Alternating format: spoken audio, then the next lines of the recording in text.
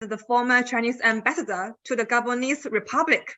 He is now a re-employed expert of the Ministry of Foreign Affairs and a senior translator and the director of the Chinese to French Translation Seminar of the Translators Association of China. Now let's welcome Mr. Sun Jiwen to give us a lecture. Well, thank you very much. Good evening, ladies and gentlemen, my best friends. It's a pleasure for me to have you today online to meet you. And I would like to give you today a lecture about my country, about China, its history, its culture, its economic development in the recent years, especially after the reform of China, it has reached in the recent years. Okay, so let me now start my lecture. 请给我那个权限，我要共享。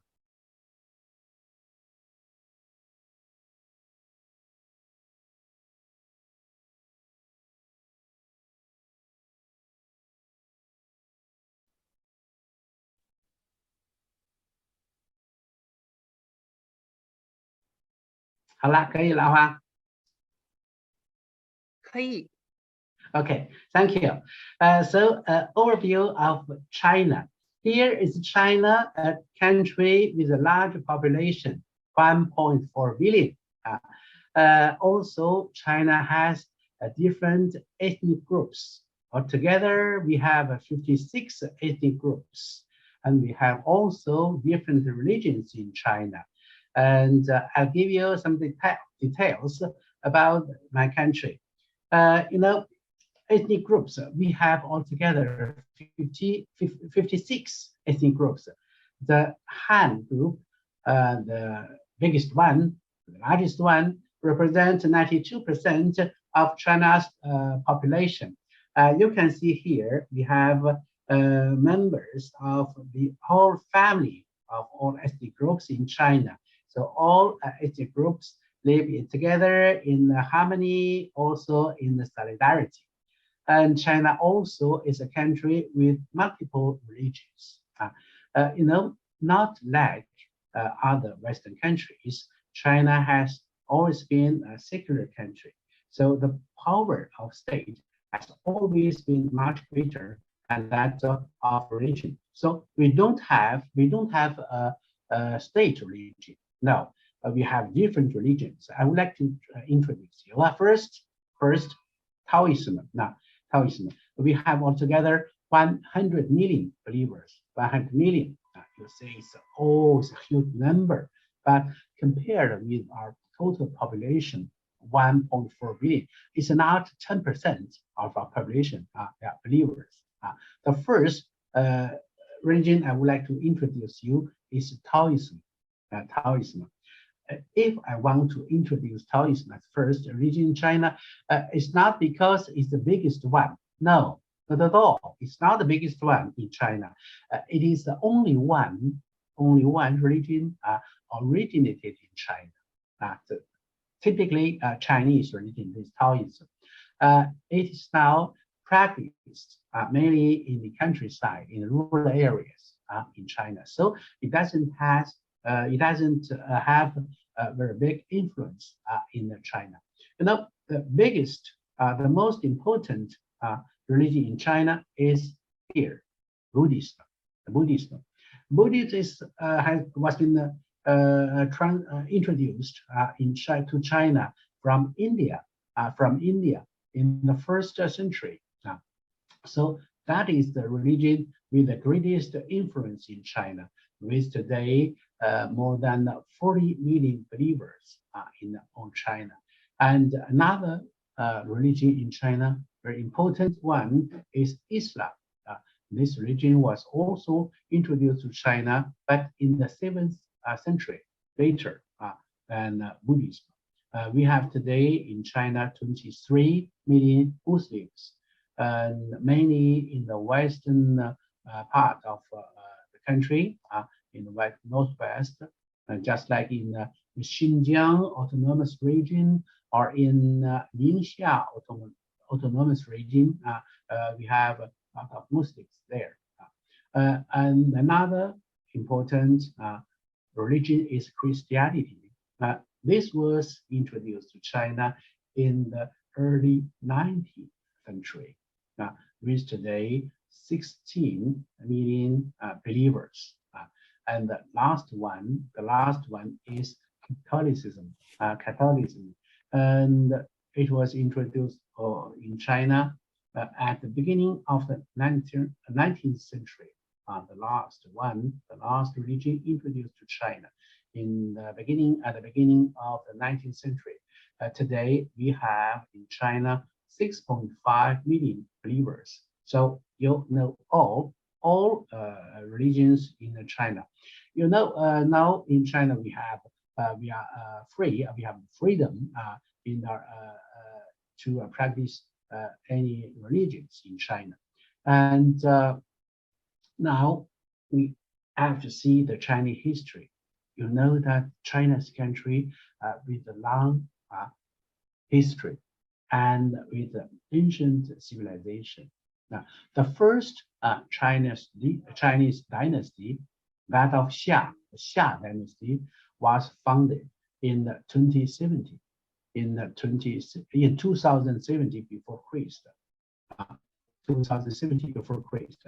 So today in China, still you can find different historic sites in China, in different provinces, in different cities. This kind of ancient historic sites. That is a ancient city of Xia dynasty, built in 2070 before Christ. And talking about ancient China, we never forget Confucius, because Confucius, you have heard about it, I think, about him, is a great thinker and a great philosopher in China, because he is also a great educator in China. According to historical records, Confucius has created a lot of schools in China, because he advocated that we have to give equal access to education to all without discrimination. So himself has created different schools in China. Also, he has given lessons himself in different schools. So he had more than 3,000 disciples, including 70 persons of virtue. These people became later very important political figures or high-level officials in the imperial government in the history. You know, Confucius advocated different important moral values, and these moral values have until today a very important influence to the Chinese people, to their daily life. For example, the first important principle advocated by Confucius is respect the elderly and cherish the young. So we always tell our children that you have to respect the elderly, the parents, not only in family, but also outside. Respect all elderly people. That is one of the most important principle that we observe, that we abide by in Chinese people's life. And the second principle is respect the teachers. Respect the teachers. Because you know, in China we say, once a teacher, always a teacher. Now, that means even you only give me a lesson once, one time, but I consider you as my teacher for whole my life, because you give me something. I take knowledge from you, so you are my teacher. We have to respect teachers always. And the third principle is honesty and credibility. We have to be honest. We have to be credible towards others, especially when we enter into interpersonal relation with others. That is so important, especially when we do business with others. Honesty is so important. Never cheat your customers. Another principle is modesty and courtesy. Now, towards others, show your modesty and courtesy. And here, I would like to tell you a story. It's a real story. Happened in the Eastern Han Dynasty in 25 to 222 before Christ. Here is a little boy. His name was Huang Rong. He was 4 years old. One day, his father asked him to distribute fruits to his brothers. Brothers in his family, also brothers from neighbors' families. So Huang Rong has chosen the bigger fruits and give it one by one to his brothers, and he kept the smallest one for himself. So his father asked him, Huang Rong, why do you keep the smallest one for yourself? Huang Rong answered his father as follows: but you always tell me that I have to be to show modest, to be modest towards others, and also respect the elderly people. You know, they are elder than me. They are my brothers. I'm the youngest one among them. So it's normal that I keep the smallest one, smallest fruit for myself. Yeah, that is the mentality of a boy of 4 years old. So this story is well known in China until today. After 1,000 years of transmission, every Chinese child knows it very well, because this story has been incorporated in the textbooks in the elementary schools in China. So all children, when they go to schools, they learn this story in their textbooks. So it's very famous, very famous. And talking about ancient China, we will not forget the four great inventions. For great invention, because we consider these inventions as a big contribution to human civilization. Now, the first invention is that of gunpowder. Happened in the spring and autumn Warring States period. That was 770 before Christ. Chinese people invented gunpowder to make fireworks, fire crickets, use it in the festival. And the second important invention is that of paper making. You know, China has a long history, a written language history for more than 4,000 years.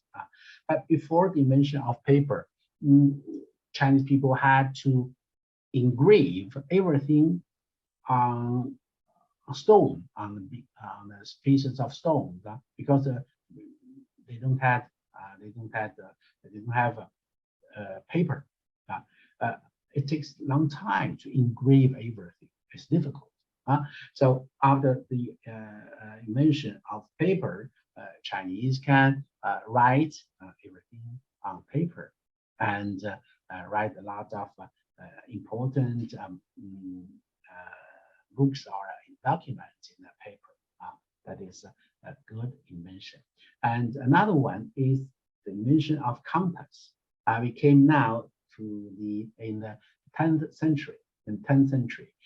In this period, people, especially in the Western countries, started traveling to other continents, making maritime expeditions with boats to discover new continents, and they did need an instrument to indicate the right direction. So the Chinese people has invented compass. It is very useful to navigators when they make navigation trip in high sea. And the last great invention in China was movable type printing. That is technique. I tell you that after paper has been invented, we can write everything on papers, but we cannot make a book. If we want to print a book, we still have to engrave everything on the very big pieces of stone and print it. It takes a long time. So in the 10th century, Mr. Bi Sheng, his name is Bi Sheng, a great inventor in China. He has invented this technique, movable type printing. That means for the different, we have thousands of Chinese characters in the written language. He has separated all these characters and engraved it one by one on stone pieces or on wood pieces. And we can use these thousands of characters and compose a text and then print it. After the printing, we can print all the characters and recompose a new text. Recompose new text. So these characters can be used again and again, a lot of times. That can save save our efforts. So that has promoted very well the printing industry in China. And after that, we see a lot of books have appeared in China, and these books are very, very important. It has a big value for us to do some researches about Chinese history. So these are for great inventions in ancient China. So we come here in 2021 before Christ. The unification of China. Emperor Qin Shi Huang. That means first emperor of Qin dynasty. Qin Shi Huang, first emperor of Qin dynasty. He realized for the first time in our history the unification of China. You know, before that, China was always divided and occupied by different warring states, warring kingdoms. There are always wars or military conflict between different warring states. So there's no peace nor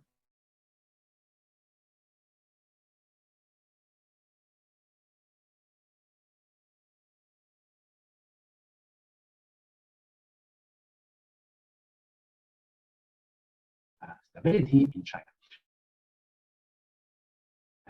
He can get peace for the country. That's why we think it's a landmark event in Chinese history.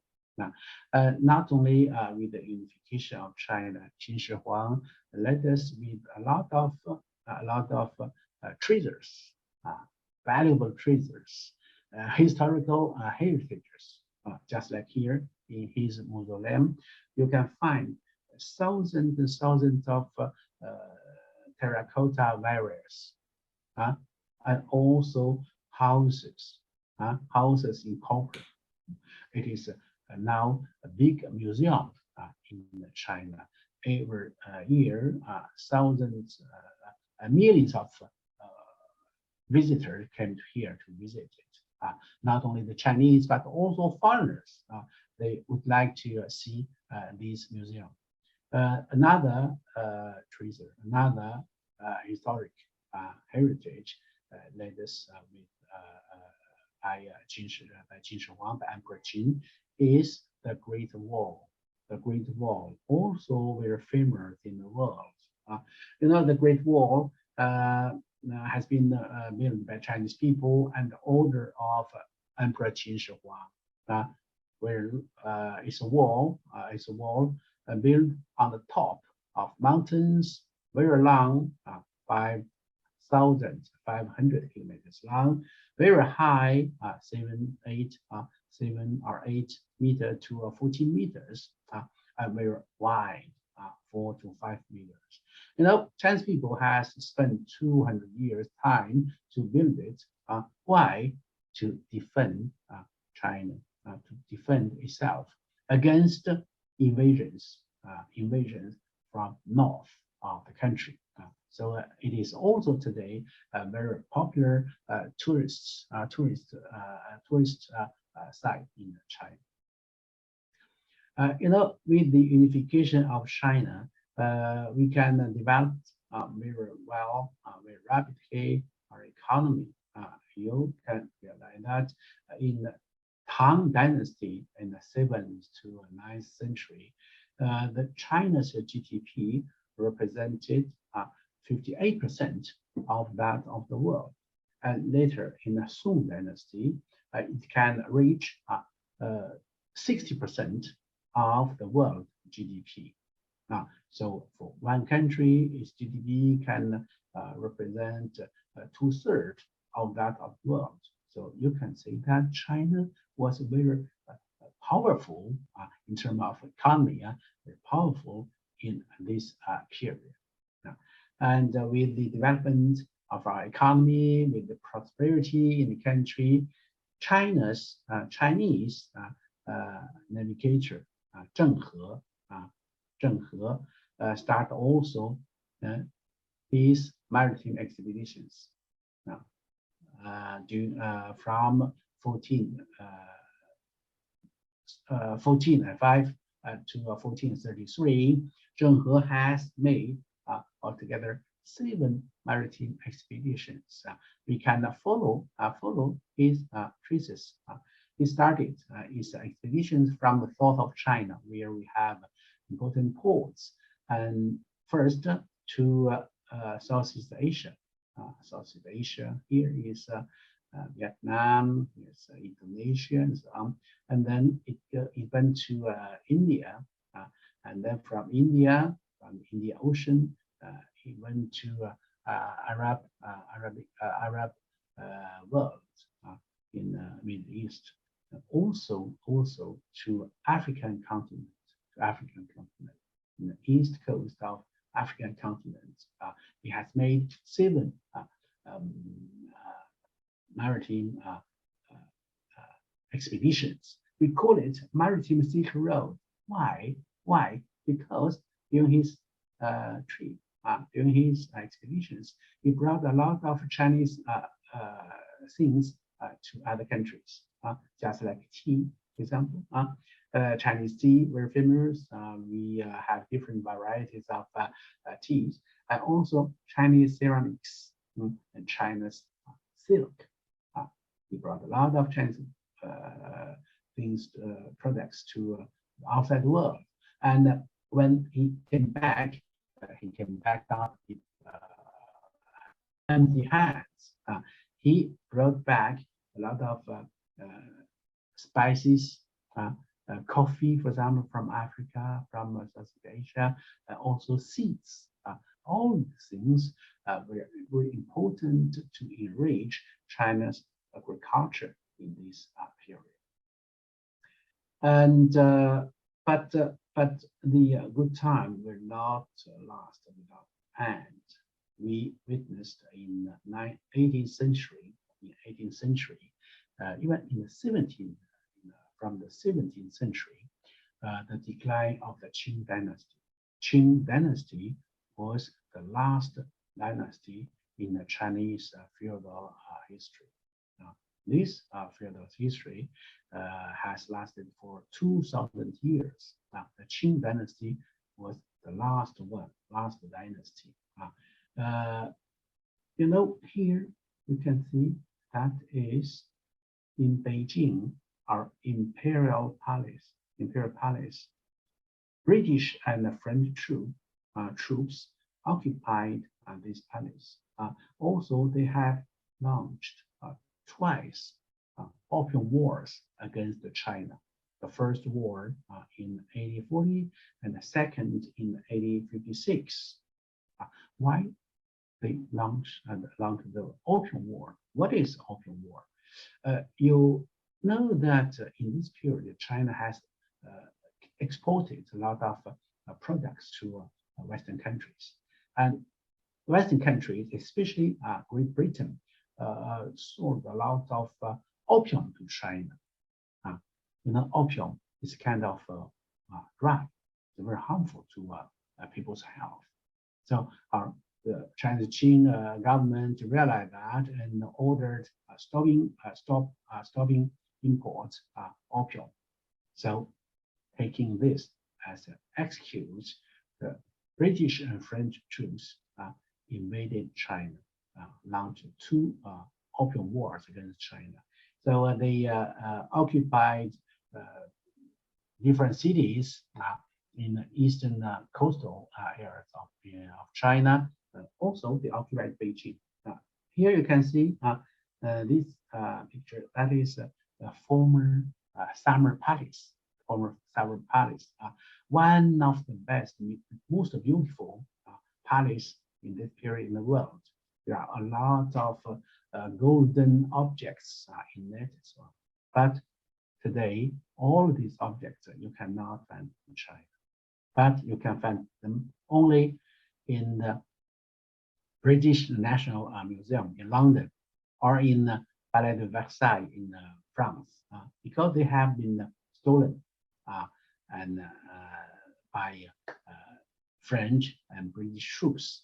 And before they left, before they leave the palace, they put fire in it, and they burned everything. And today, that is our summer palace. Today, like this, we only have these historic relics. So I don't know if you have time, have occasion, opportunity to come to China, to Beijing. You can pay a visit in this park. It's now a public park because by seeing these relics, it can reveal you the history in modern time, the history where Chinese people were victim of Western oppressions. That was in the 1980s. And not only Western countries have invaded China, occupied China, stolen a lot of things from China, but also they have forced China to sign with them unequal treaties. The first is with Japan. China had to cede its territory to Japan, just like Taiwan Island, Penghu Islands, Liaodong Peninsula. Cede the territory to Japan, and also pay them a lot of money, 200 million taels of silver for war reparation. Another equal treaty had been signed between China and 11 Western powers, 11 Western countries, European countries, and China had to pay 980 million taels of silver and allow all these countries to station their troops in China and also demolish the fort in Beijing and so on. So you can see that China has been reduced to a semi-colonial country. Now, they occupy the part of our territory. They take away our territory. We lost our territorial integrity. And also we pay them. We allow them to station their troops in China. We lost our sovereignty. We lost our independence. So China was reduced to a semi-colonial country. It was a very, very difficult years for China in 1980s, in the 80s, in the 90s. So in this condition, you can imagine how hard Chinese people's life was, because they have to flee from one region to another, to escape from wars, from military conflicts, from natural disasters, even to avoid epidemics. Every year, millions of Chinese people die in these conditions. And now we came to 1921, a very important year in Chinese history. because this year we've seen the founding of the Communist Party of China in 1921. Now, you can see in the picture that a group of young men, under 30 years old, gather together and have discussions in different days, and they decided to create the Communist Party of China with two essential elementary goals. First is to fight against foreign invaders, foreigners who occupied China. And the second goal is to liberate all Chinese people, to realize the national liberation. These are two elementary goals for the Communist Party of China when it was founded. And after that, this party, the CPC, guided the Chinese people in a long struggle against foreign invasions, against Japanese invasion. This war lasted for a long time, from 1931 to 1945, and the Chinese people have paid a very, very heavy price for the victory, because we had more than 35 million people that are wounded or injured. And after that, another war came immediately. That was a war between the communists and the nationalists, the Liberation War, from 1945 to 1949. After 4 years of war, nationalists, after their defeat, fled to Taiwan, a province of China, to China's province of Taiwan.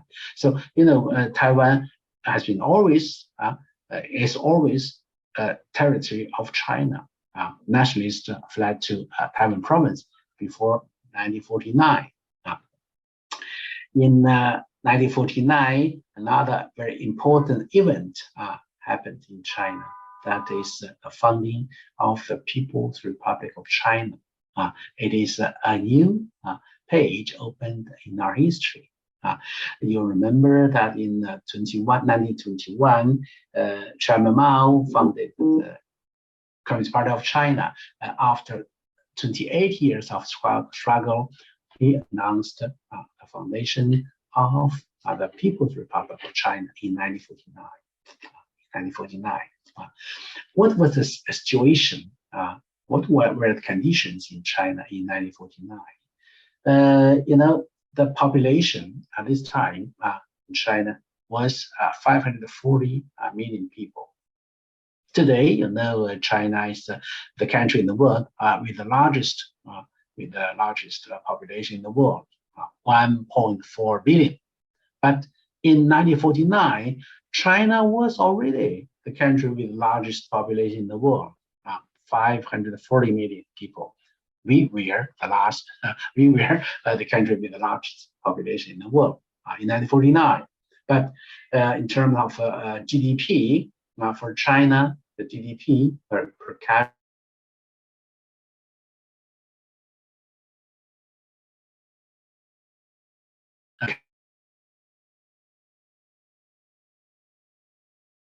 for India, that was 57 US dollars, half of India's GDP.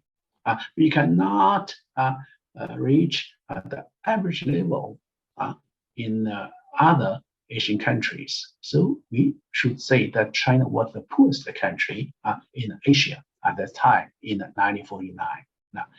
Now, we would like to start immediately our economic construction. So we applied the first 5-year plan in 1953. You may have a question on that. Foundation of the new China in 1949. And then the first 5-year plan for economic development applied in 1953. What did he do from 1950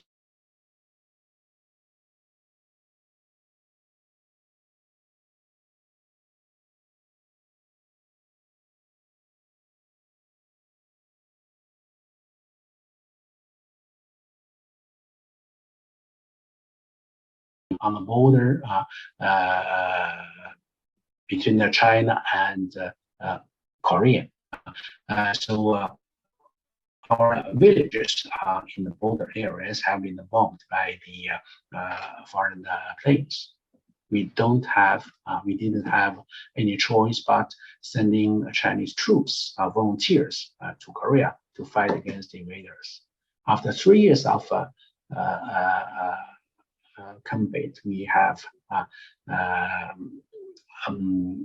we've seen this end of this war in 1953. So we can start officially our economic construction in 1953. Our first top priority was to build the national industry base, in 1953, because we were facing a total embargo imposed by Western countries against China. So we don't have any access to an international market. We could not get anything from international market. We have to develop everything by ourselves. And here you can see that from 1953 to 1957, more than 10,000 industrial construction projects were carried out, including 900 large and medium scale projects in all sectors. Another important priority for us is develop agriculture to feed all Chinese. In the long history of China, 2,000, 3,000 years long history in China, we have a large population, so the Chinese people never had enough food.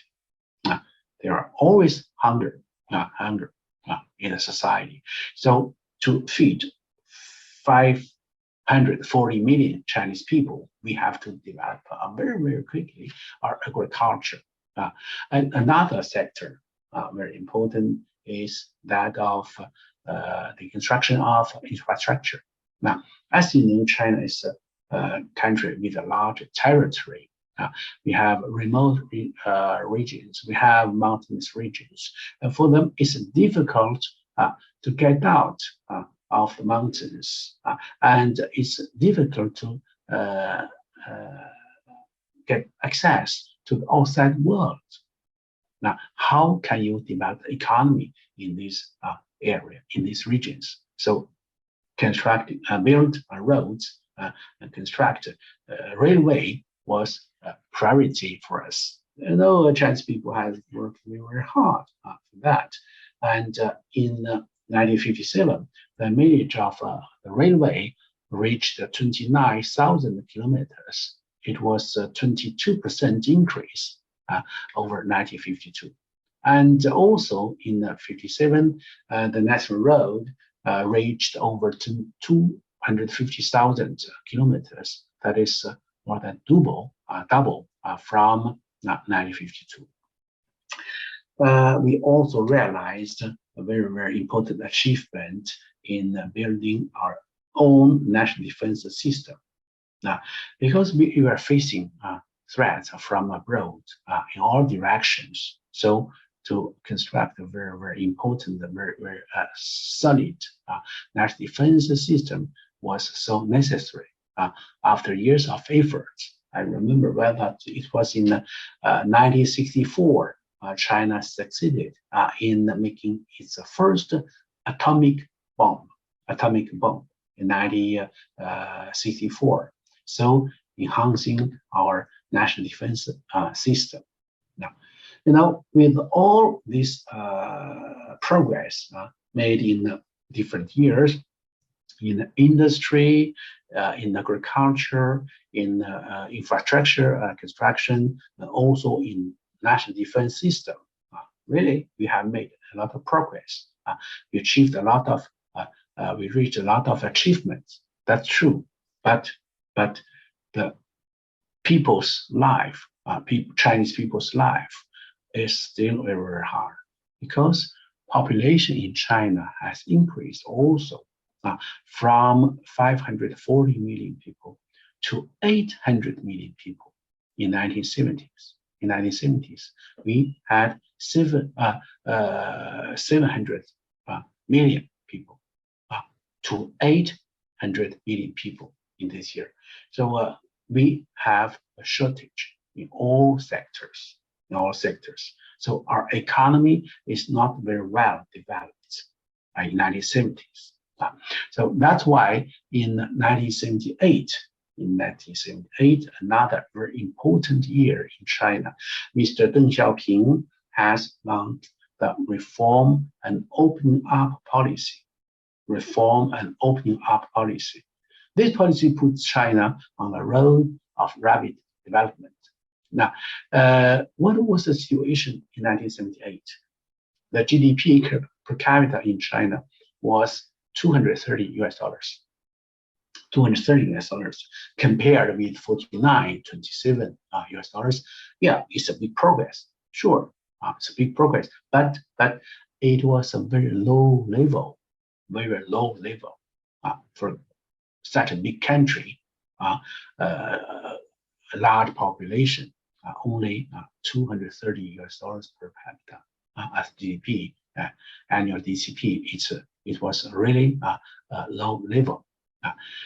So in the reform policy, the most important component was establishing market economy, socialist market economy. Before that, we always applied a planned economy. It's not market economy, a planned economy. Everything have to develop following according to national plans, and we have to open to the outside world, create contact with the outside world, and introduce foreign investment. With the foreign investment coming in China, we also get more advanced technology from outside, and also develop a private economy. Now, Mr. Deng Xiaoping said private economy can be a very important supplementary part in our national economy.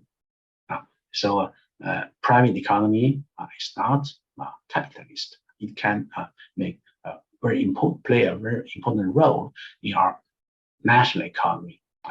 That was the main component in our reform policy. Our reform started first in rural area, in agriculture, and before that, China has created also different special economic zones. Why? Because we have to welcome foreign investments, welcome foreign enterprises, where to put them in the special economic zone. So the first special economic zone, has been built in Shenzhen. Shenzhen was a small village, a small fishing village with only 200 people. Wow, a small village with 200 fishermen. And after years of efforts of construction, today Shenzhen became a city with 25 million people. Population of Shenzhen is about 25 million, with also 328,000 enterprises. All big enterprises entered to China, where there also the Chinese enterprises are gathering there in this city, because in this special zone, we have a lot of beneficial policies to promote their development. And today, the GDP in Shenzhen was $349 billion. Shenzhen has become really one of the most important economic centers in China. Now, here is Shenzhen today, a very modern city, with a lot of large enterprises. Just like here, you can recognize that is Huawei in Shenzhen. And I said that reform started in the rural area because produce more greens to feed all Chinese. It is always a priority in our life. So the government and give lands now to the farmers. Before that, farmers don't have land, didn't have land. They have to work in cooperatives, work together. And now the government give lands to farmers.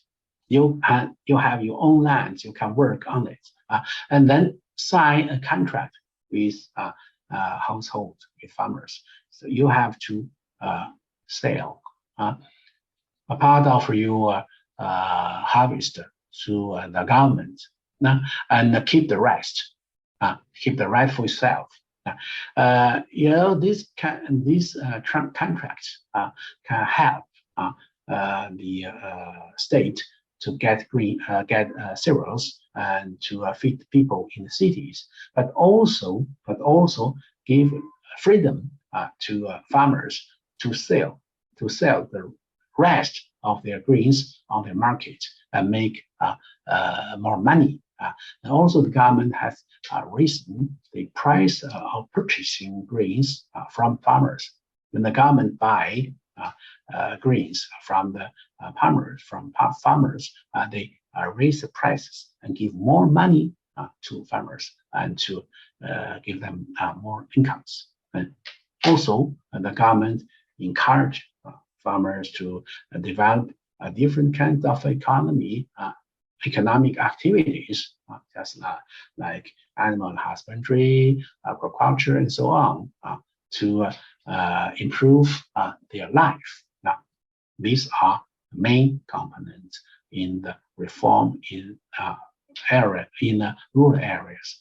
In the cities, we also have made a lot of reforms from a little bit later, at the beginning of 1980s, 3-4 years of the reform in the cities. First, establish economic market economy system, and then develop a capital market and set up stock exchanges. Because after the creation of special economic zone, a lot of foreign enterprises have come to China. Now, how trade the exchanges for them? We need stock exchanges. So we created stock exchanges in the first time in China. First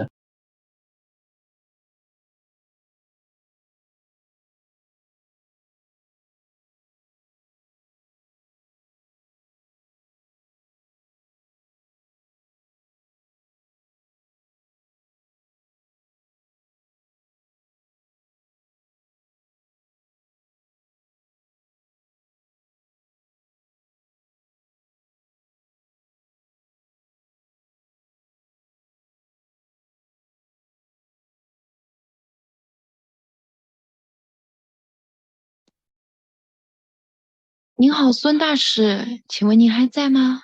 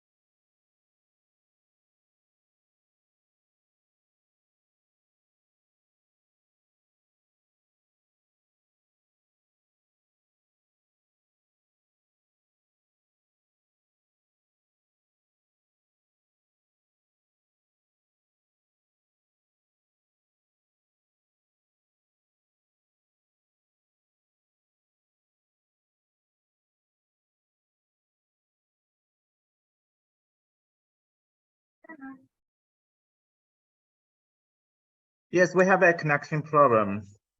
I think the lecturer has got a connection problem and he will be back soon.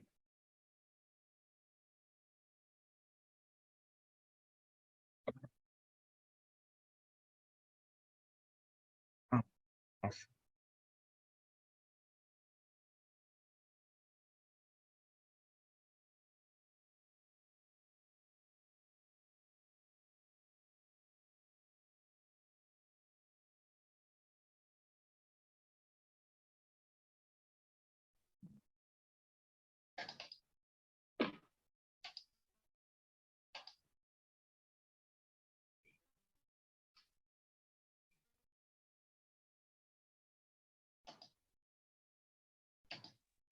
好，现在可以继续。可以了. So let's continue. Oh, okay. Thank you. Thank you very much. So reform in the cities, we have to create stock exchanges because we need it with a lot of foreign enterprises set up in China, and also privatized almost all small and medium-sized state-owned enterprises. Why? Because we have to stimulate the enterprises to develop, give them more and more autonomy. And also we have a lift price control. The government, the country will not have a control of the prices. So all enterprises can fix their own price for their own products.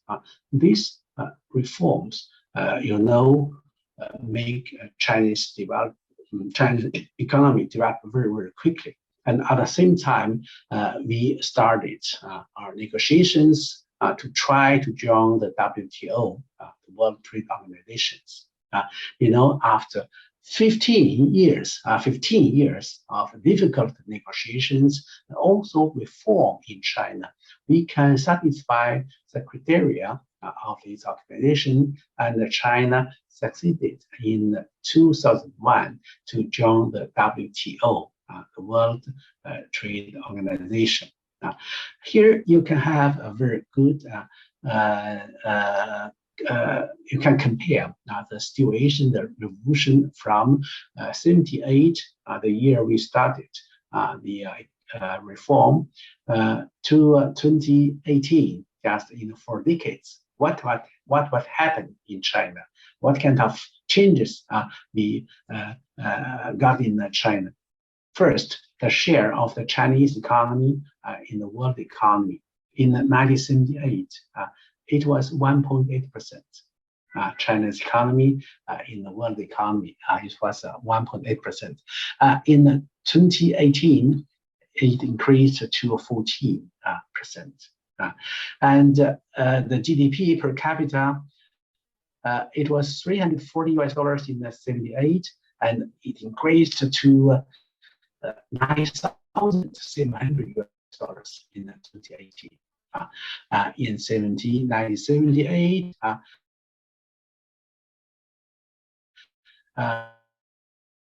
among the non-white Chinese, but in 2018, around 115 enterprises, Chinese enterprises listed in the top 500, and among them are private enterprises.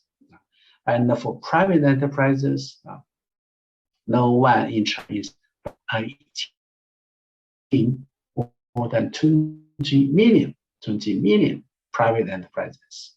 And for the urban population, only 12%, 12% in 1978, 88% of our population were farmers. They were in the countryside. They work in land, in agriculture. 88%, the absolute majority. But in 2018, more than 60% of our population are in the cities. We accelerate the urbanization process. That was the changes, were the changes in this year. And just only in 200 2018, in 1 year, we have welcomed in China more than 60,000 foreign invested enterprises. They came to China. And 2017, that is also a very important year. We have to know it because in this year, the world, China has become the world's second largest economy in 2017. Now, just behind the United States, And in regard, in terms of GDP per capita, in 2017, it was $8,000 per capita, and 1 year later, in 2018, it was $9,000. So $1,000 US dollars plus. And in 2019, another $1,000 added, $10,000. And in 2021, $12,000 per capita. That means every year we have increased the GDP per capita by $1,000. It is really a good development. So we also reached the year 2012, also a very important year. Mr. Xi Jinping has been elected to the Secretary General of the Chinese Communist Party of China, and also President of the Republic. President Xi Jinping has launched different very important goals that the Chinese people have to reach to realize in the future, in the next decades. That is poverty alleviation, or we call now extreme eradication of extreme poverty in China in 2020. Now, eliminate the extreme poverty in 2020. And the second midterm goal is to build a well-off society in all-round way in 2035.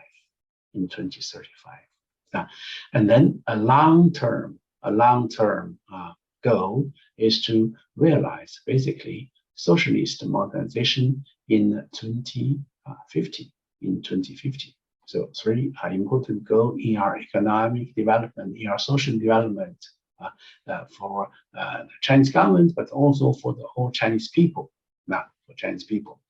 And the first goal is to realize the goal to eradicate the extreme poverty. You know, poverty was always a problem which exists for a long time in China. In the history, since long history, in 1,000 years, there always poverty in China. Even in 2015, after years of efforts to fight against poverty, we still had 70 million people stricken in the poverty. That was in 2015. In 2015, now 70 million people in poverty. And after 2 years of efforts, and at the end of 2017, we still had 30 million poor people in China. And we continue to work to make efforts to fight against poverty. And at the end of 2018, we still had 16 million poor people. Yeah, you know, the population in poverty had been reduced a lot in the 3 years, from 70 million to 16 million people. But these 16 million people are really in extreme poverty. To get them out of poverty, it was really, very, very difficult. Very difficult. We have to do a lot of things. You can see that in these years, it was in this kind of house that they live. This kind of house, no, and they can have 3 meals per day, but not in good quality. It's far from enough, and the quality is very bad, especially for children. In they are growing up, it's not enough. You can remember that we had a very heavy earthquake in 2008. In 2008, in Sichuan province, we had in this earthquake more than 80,000 people died. 80,000 people died, and more than 100,000 people injured. 100,000 people injured. But why is so heavy casualties during an earthquake? Because the majority of our farmers in this region were living in this kind of house. This kind of house.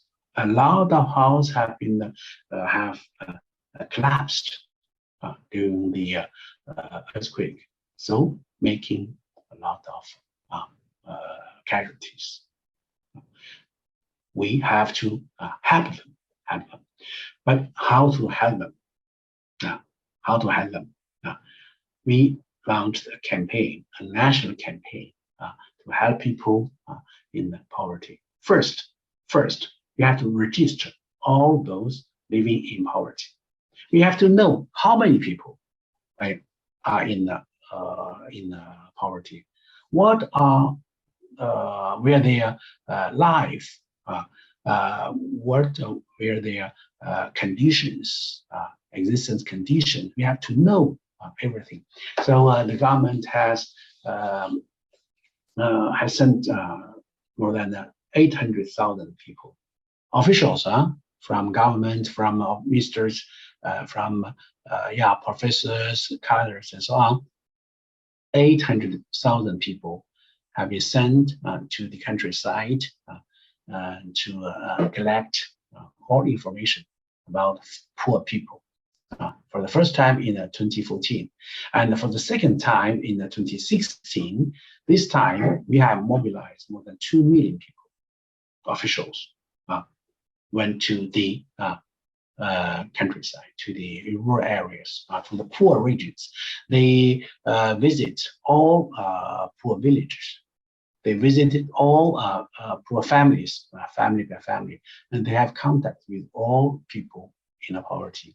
They have to know, to make sure, why are they in poverty? What is the origin of their poverty? What kind of help they need, and what we can do for them? What are the conditions, natural conditions in the village, and so on. And all this information are so precious. They submitted to the up level government and authorities. The government have to study, make a very, very serious study on it, and after discussion with all sectors, and make decision, take policies to help poor people. So these are, we call them targeted alleviation of poverty policy. Targeted policy to alleviate the poverty. That is very necessary, because all policies that have taken should be directed into different groups of people.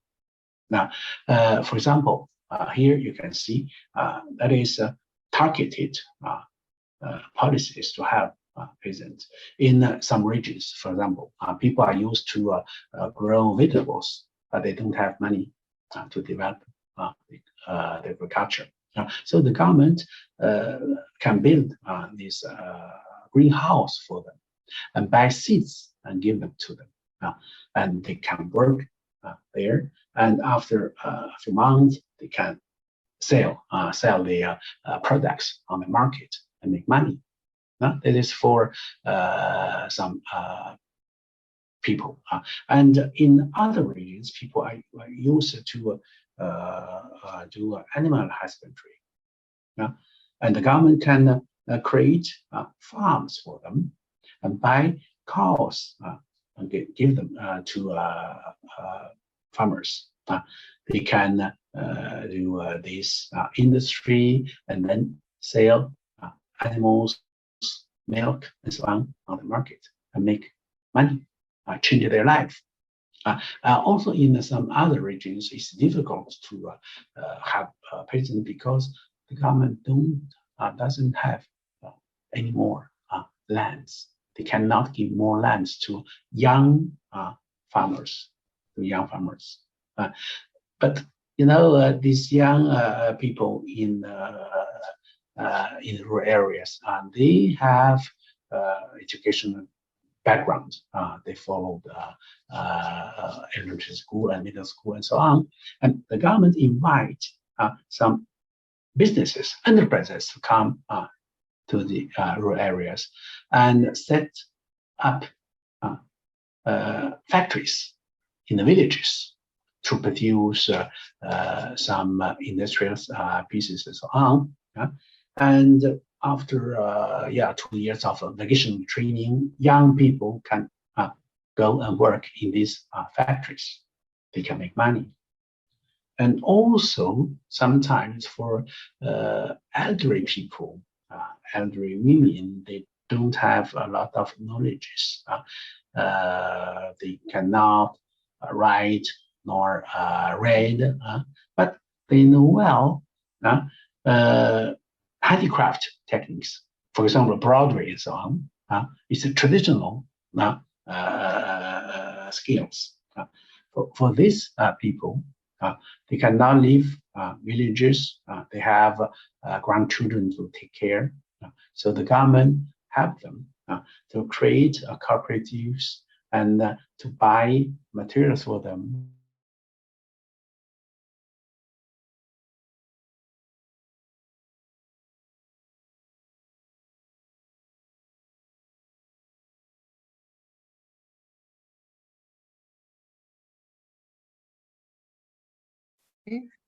孙大使，我们这边现在没有听到声音。哦。Hello, hi, participant, dear participant, ladies and gentlemen. Okay, I think we have a little technical issue. I think Ms. Sun is trying to dial in again. Hello? Hello, Ms. Sun, we're still not able to hear. Can hear me now? 好了吧， Yeah. 没事了吧 Yeah, we can hear you now. Yeah. 那我 Okay. 我还在想呢，你怎么关掉你那个？哎，给我全我们没有操作什么，您可以再共享一下。哦，再重新共享是吧？对，刚刚可能网络有点问题。没关系，重新共享啊，继续。有时候是这样的。现在可以了吗？可以了。可以了 ，OK， 我也马上要休息了，正好。好的，我们休息一下。This reason that the government help them to buy material for them, and they can work at home, and they are making shoes with tiger heads on it, and this is a very good product welcomed in on the market for children. So by selling this product on the market, they can also make money. These are targeted policies to help poor peasants. With these policies, a lot of people can be get out of poverty very quickly. Okay, and ladies and gentlemen, now I would like to propose you coffee break. Okay, of 15 minutes. 15 minutes. Please come back in 15 minutes. I'll continue my lecture. Okay, thank you very much, and see you later in 15 minutes. Thank you. You. Thank you. Thank you so much. Thank you.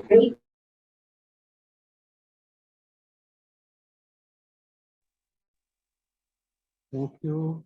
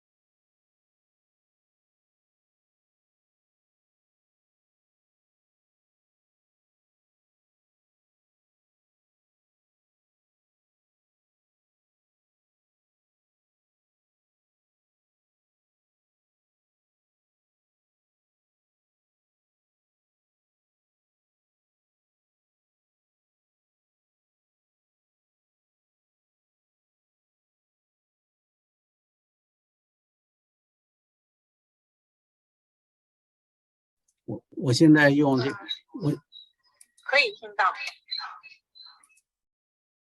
那我可以看到我吗？可以。我现在走，我现在如果是我现在共享了屏幕。那是我可以看到您，然后讲话也可以听到。但是我觉得好像没有共享屏幕。我们现在是可以看到一个您共享的 PPT 的。走吗？走吗？PPT 走吗？动不动？对，换了个电脑。动吗？不动，没有动。没有动。嗯。那我现在是在这边操作还是挺好的。那是不是我还得回那个电脑？你看我现在这个新的共享共享了。您现在已经共享并且在翻页是吗？对呀，在翻页。对，我们没有看到翻页，可能还是在之前的电脑投屏的网页上面。那好吧，那我还回那个电脑吧，咱们就时间快到了，好吗？张大师，我发现这几天的网络都不太好，我都是用那个手机热点连笔记本，这样子是能保证那个网络。现在已经开始共享了。走吗？电脑现在已经开始共享屏幕，但 PPT 还没有出来。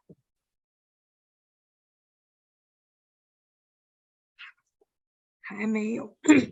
有了。走吗？在走吗？有在动。您再翻页看看，有可以动。我在翻页，正在翻。能看到。又翻页，25万，看到了吗？对，看到了。那好，我就在这个电脑讲，我把那个。好的。好的。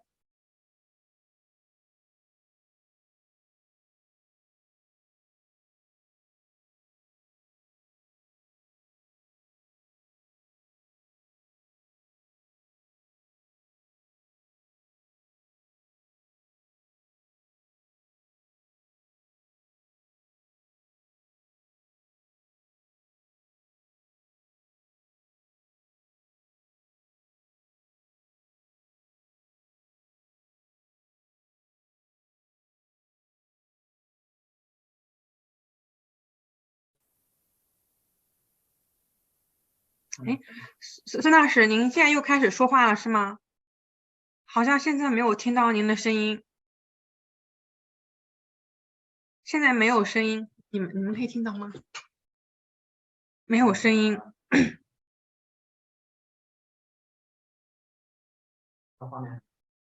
对。对。孙大使，对，还是没有声音。我这边显示说您的网络带宽较低。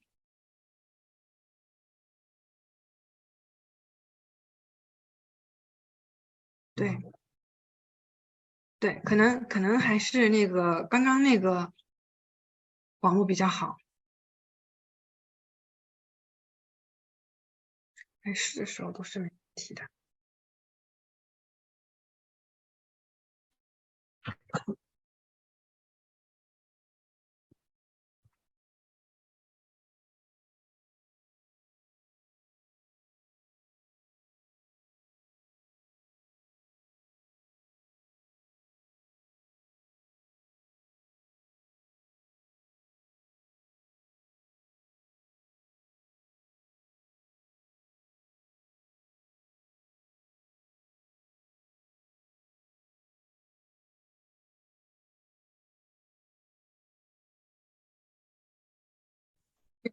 Ladies and gentlemen, we're really very sorry for the inconvenience caused by a bad internet connection. And Ambassador Sun is trying to dial in back. And probably he will be back in 1 or 2 minutes.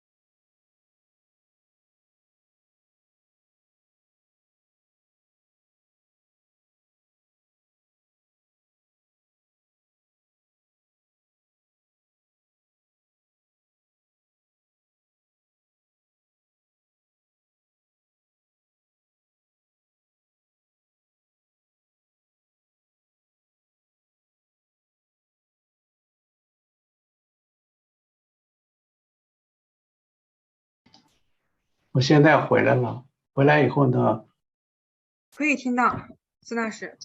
现在走吗？走的。好的，那就还从这儿继续讲，好吧？Okay, let's continue my lecture. I have some technical problem, but it has been resolved. Okay, thank you very much. We have other mechanisms to promote poverty alleviation. For example, we have sent 200,000 working teams with 3 million CPC members, the Chinese Communist Party members, to go to work in the countryside. They became village chiefs. They worked there for a long period, from 2 years to 3 years, even to 5 years. It depends on the conditions, really conditions in every village. So they work with the villagers, and they make a program together with them and develop production. Because they know the situation very well, and they can adopt the suitable policies. We also create other mechanisms to help poor regions. For example, a partnership between rich provinces and poor provinces. That means between the provinces in the east with the provinces in the west. Every province take a poor province like a partner, and this partnership can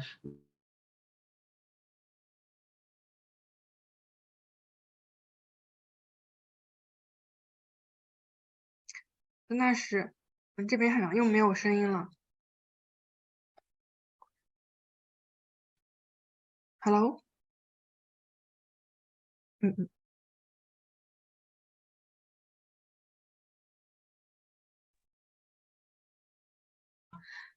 大使，我们现在没有听到您的声音。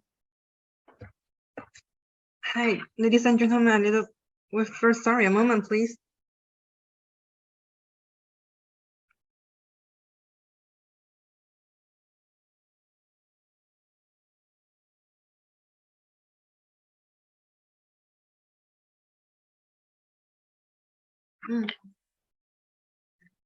Yeah, ladies and gentlemen, we're very sorry. I think the internet connection has an issue, and we're trying to connect with Miss Sun.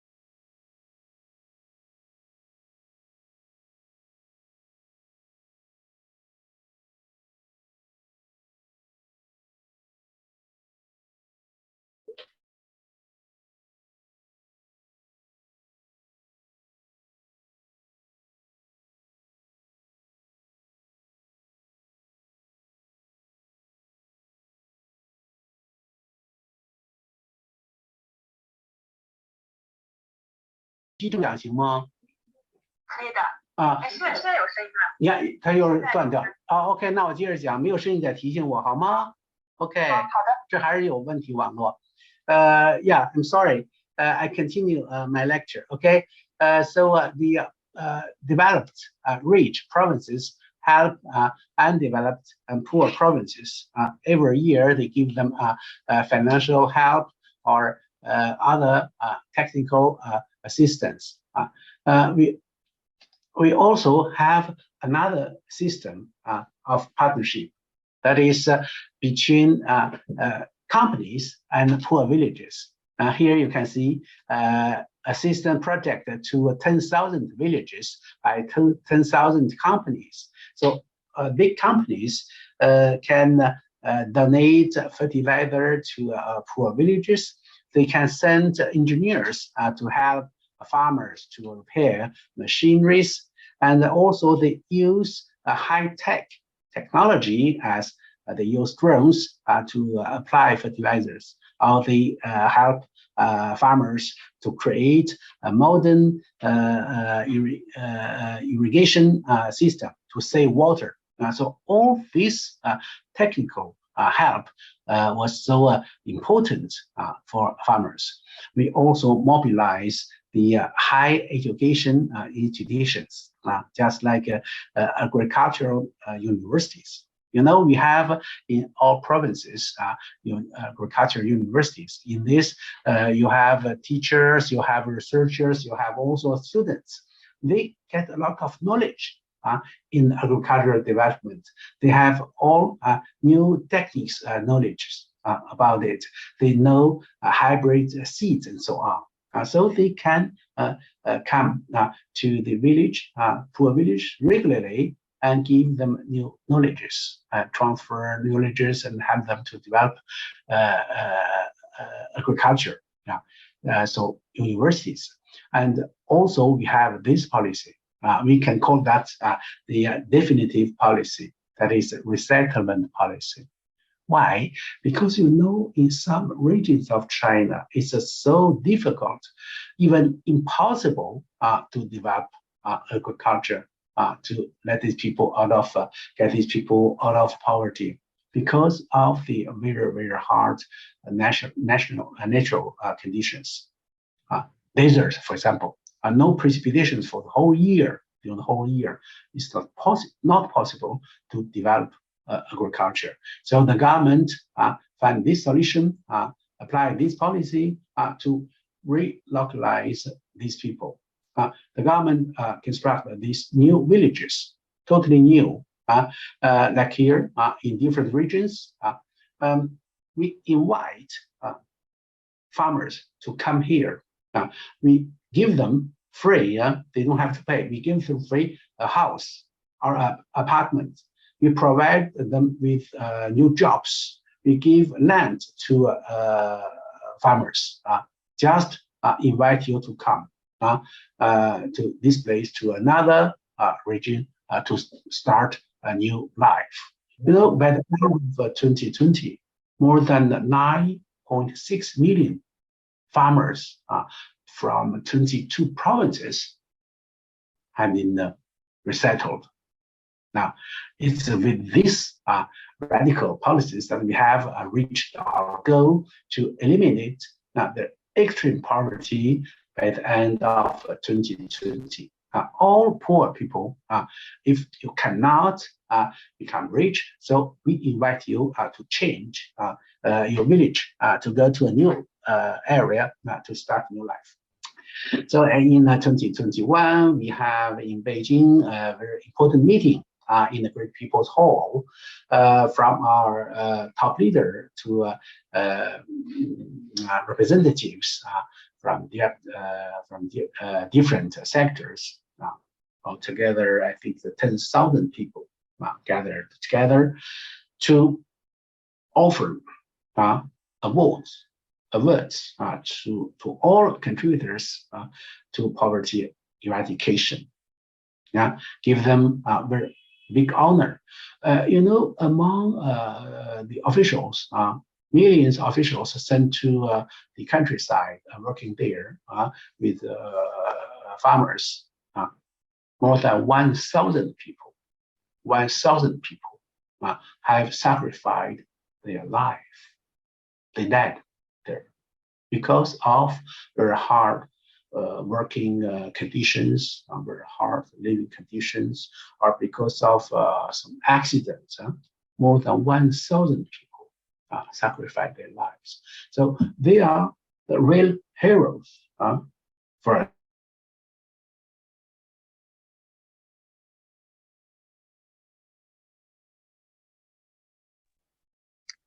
孙大使，我们这边又没有声音了。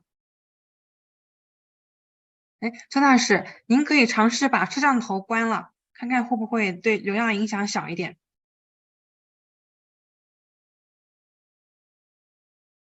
然后您再说话看看我们能不能听见。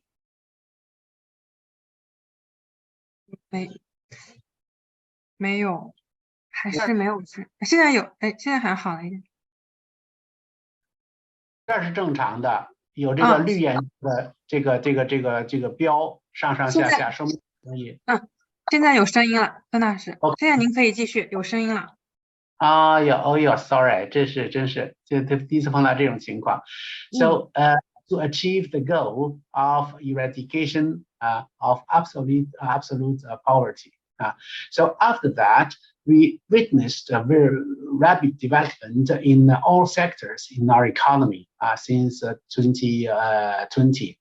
In agriculture, for example, the grain yield for per capita reached 480 kilograms for everybody, for per capita for everyone.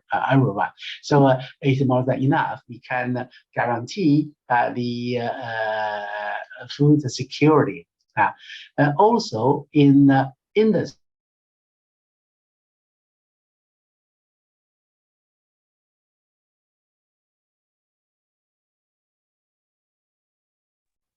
孙大使又没有声音了，可能您开摄像头就不行。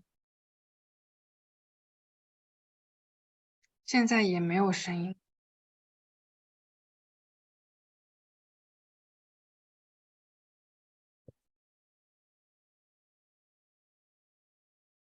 现在也没有声音。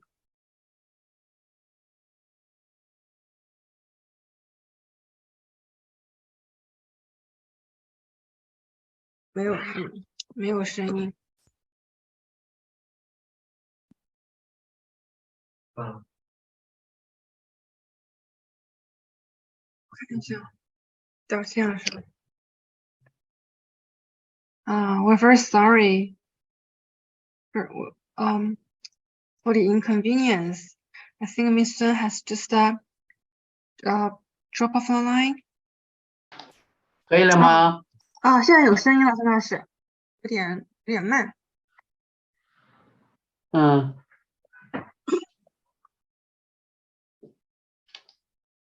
这样好吗？我们还没有看到变化。可能有点慢。对，孙大使，可能今天的网络就是有点慢，您可以先讲，就这样其实我们也能看。对，走不走？现在动不动？现在可以。好的，那我接着讲，是吧？好。大小平反的接着讲。For infrastructure contraction, we always pay great attention to it because in China we say, if you want to be rich, start with road construction. Today in China, we have more than 160,000 kilometers of highway. So all cities in China with more than 500,000 people are linked by highway, and also high-speed railway. You see that in 2016, we had only 10,000 kilometers of high-speed railway. And in 2020, we have 38,000 kilometers of highway.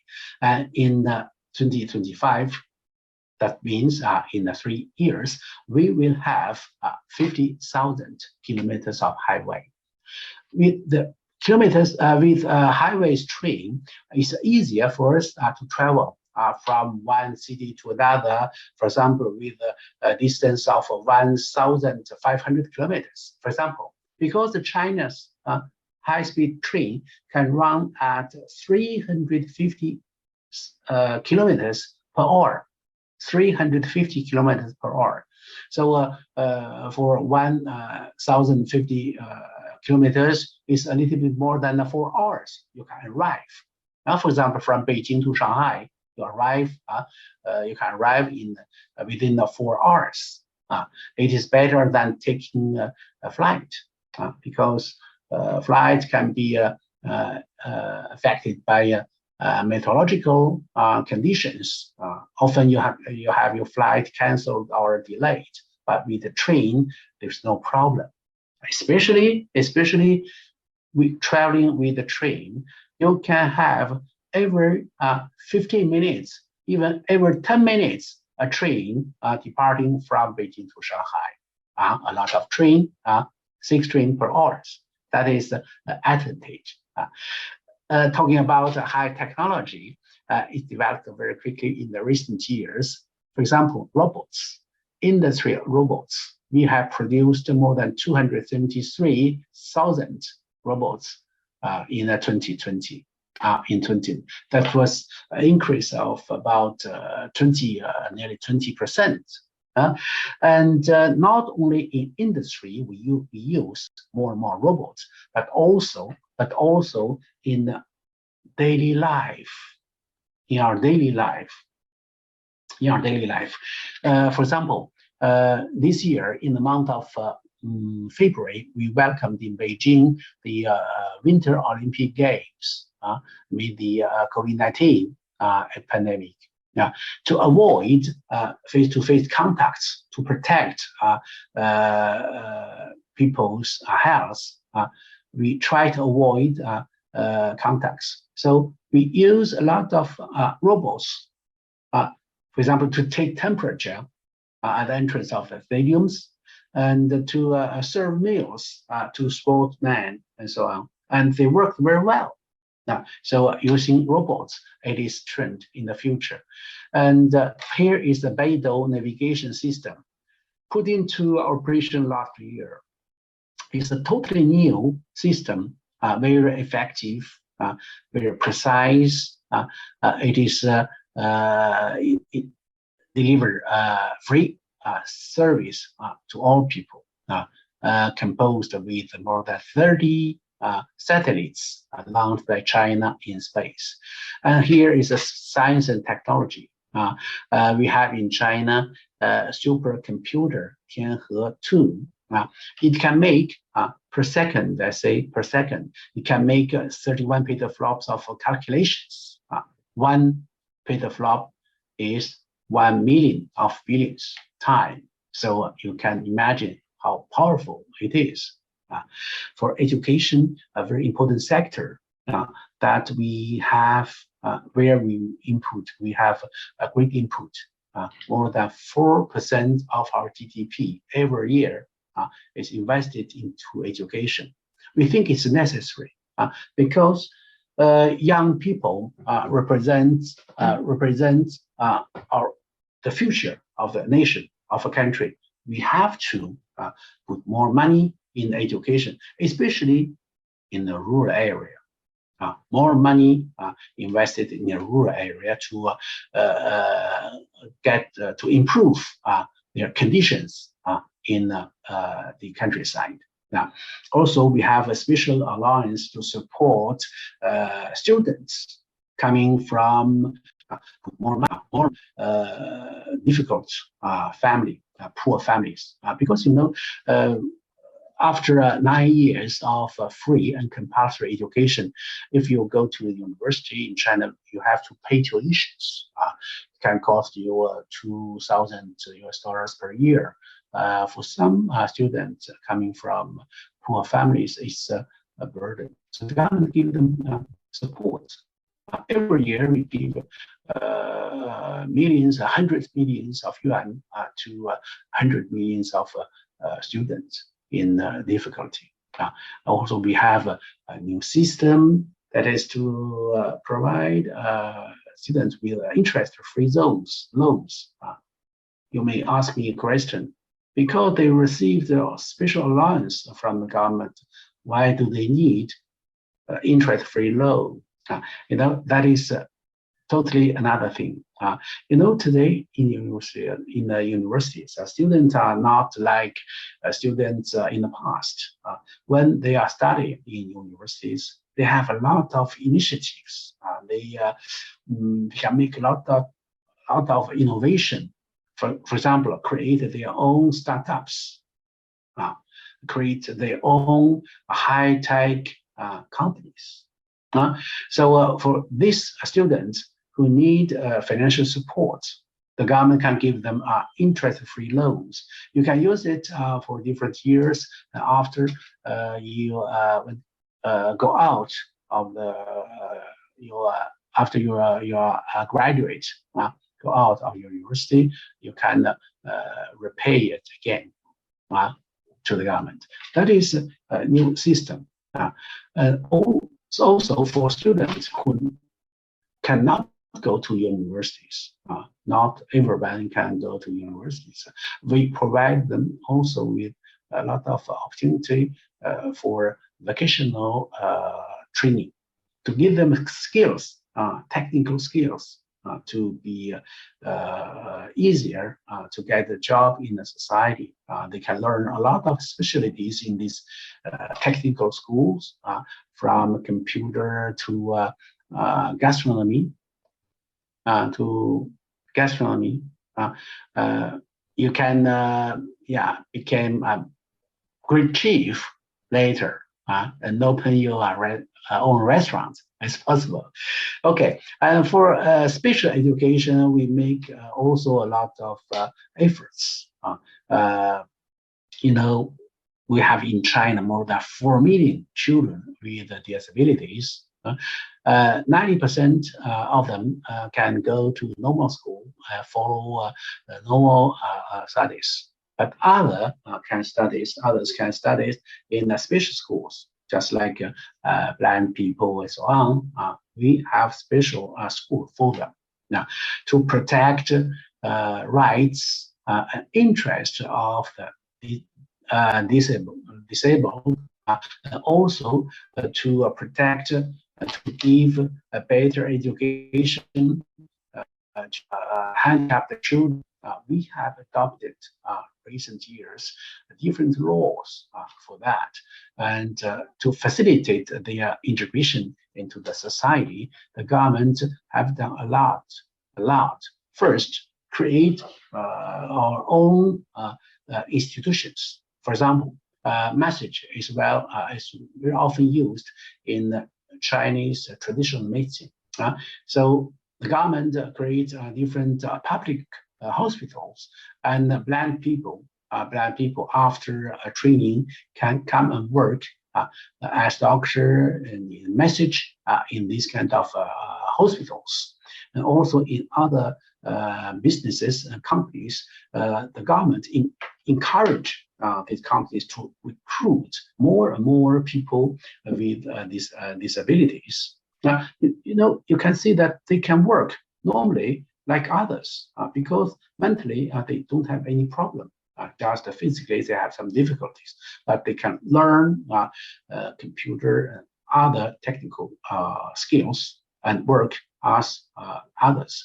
So to encourage enterprises to recruit more and more people with disabilities, the government can cut taxes for these enterprises. You pay less taxes if you recruit more people with disabilities. Encouragement policies.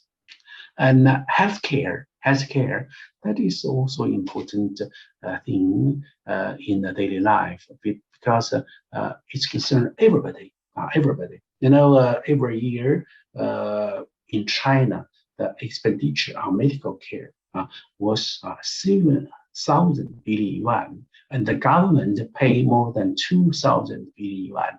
It is really a very, very huge amount of money. For health insurance, it is now China the largest net or the largest system of health insurance, because it covers more than 1.3 billion people in China. And they have also special cares for different groups of people in China. For example, for children, we have special care for them, compulsory and free vaccination. Now, from newborns to young people until 50 years old. Every year, they can receive compulsory and free vaccinations. And for women, we have special, also special care for them, especially in the rural areas. Every year, women can get free checkups, breast cancer checkup or several cancer checkup and so on. And for senior citizens, we have also policies for special care for these people. Also free check, medical check, and vaccination every year. And also in different cities in China, different provinces in China, we have a lot of initiative to help elderly senior citizens. For example, in Beijing, the capital, I live in Beijing. In this city, the government, the municipality government of Beijing, give free this kind of smartwatch to everybody, elderly of more than 60 years old. In this smart watch, there are a lot of information and data about these people. For example, his name, his address, his telephone number, or his children's telephone numbers, and also his medical files. Just like to know if it has chronic diseases as diabetes, hypertension, or heart diseases and all. So we're wearing this smartwatch. If this person gets some troubles in the outside, in streets and so on, so people can give him urgent assistance, especially medical staff or police officers can read this information and give him assistance.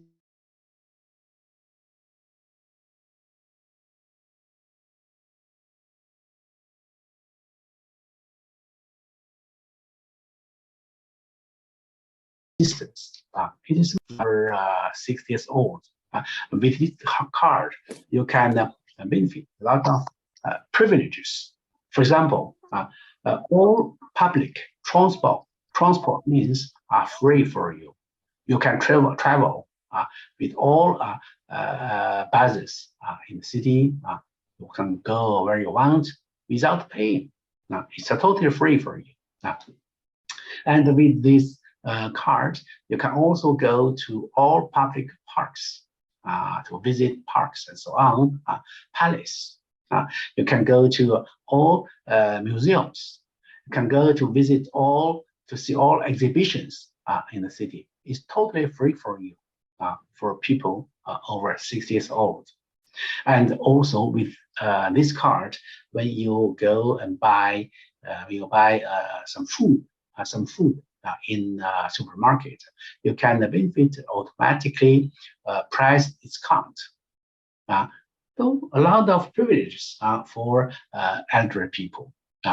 And employment policy is a very important subject in our daily life. We have to create every year 50 million or more new jobs for students. We have more than 10 million graduate students every year.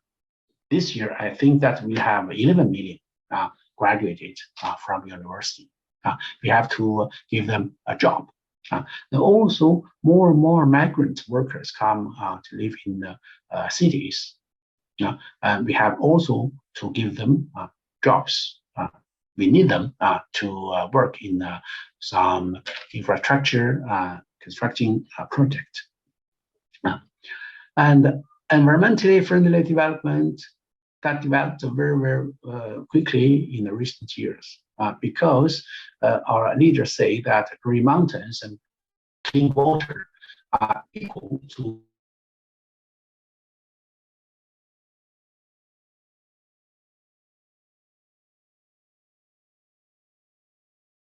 mountains of gold and silver. This is a map of China.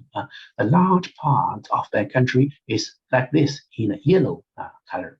Here, that means that they are deserts or desertified zone. So deserts, the total areas of desert in China represent more than 13% of our total land.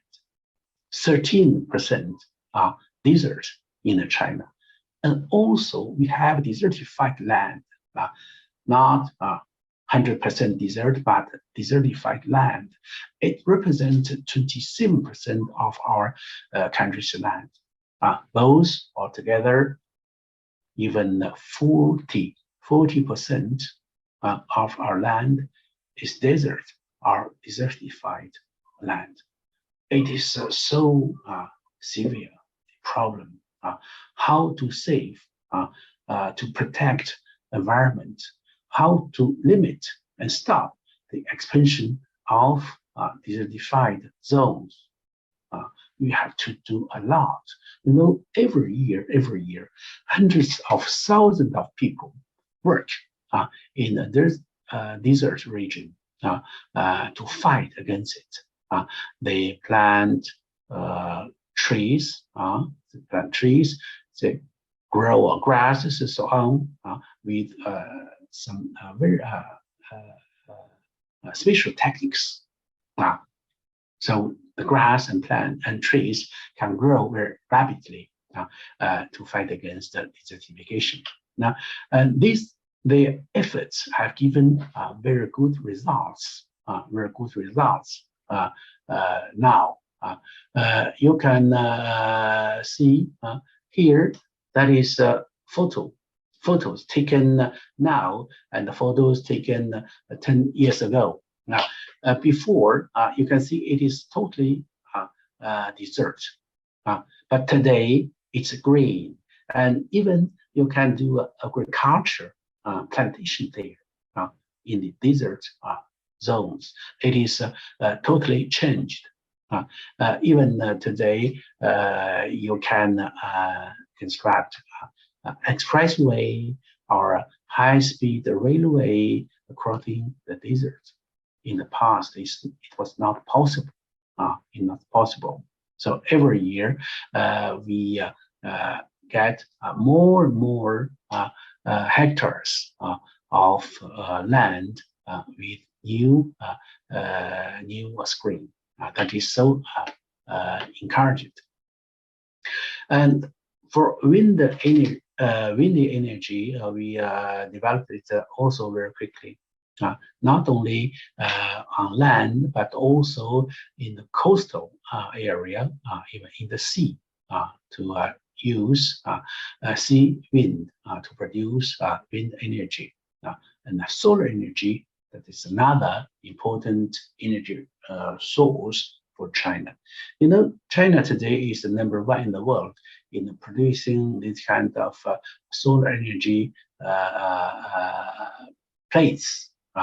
And China has made a very solemn commitment before the international community, saying that we will strive to reach the carbon emission peak by 2030 and to achieve carbon neutrality by 2060.